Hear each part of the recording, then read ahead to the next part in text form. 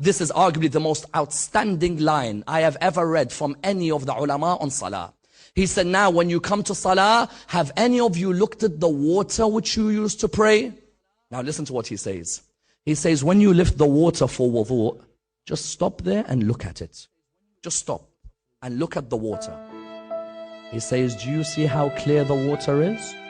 Now you should become that clear with Allah in your life. Water is such a clear liquid. He looks at it and he says, look at the Muslim. He'll come and pick up that water. He could see how clear it is. Yet he then finishes his prayer and continues going against the actions of Allah subhanahu wa ta'ala. He says, when you look at that water, just keep looking at it. And just look how clear it is, and then ask yourself, if the water which I use for salah is so clear, why am I not clear in my behavior with Allah subhanahu wa ta'ala? Then he says, but don't stop there. Everything in this world began from water, as the Quran says.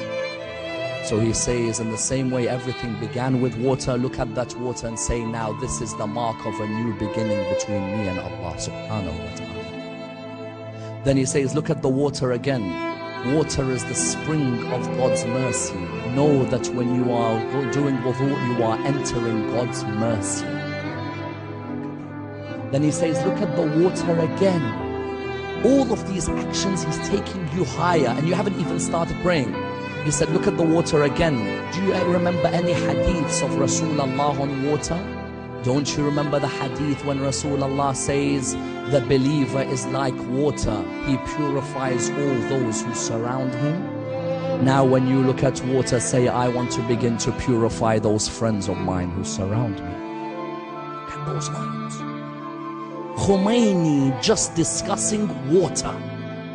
Then he says, look at that water which is in front of you.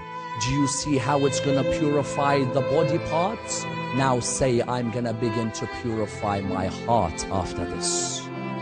There's no point me washing my body parts if I have a heart of envy, or a heart of jealousy, or a heart of arrogance, or I have a heart of rudeness.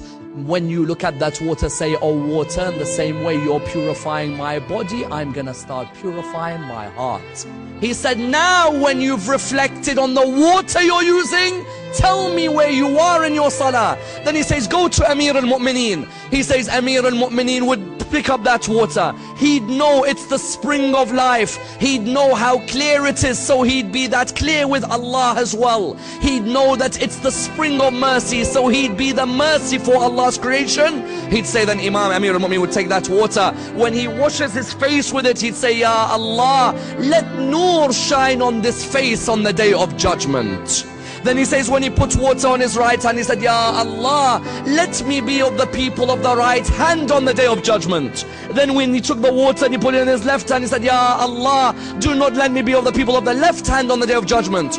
Then when he put his wiping of the head, he'd say, Ya Allah, allow this head to bow down to you on the day of judgment. Then he says, look at Amir al-Mu'mineen. When he came and he wiped his feet, he would say, Ya Allah, on a day when all the feet are slipping, let my feet not slip on the day of judgment.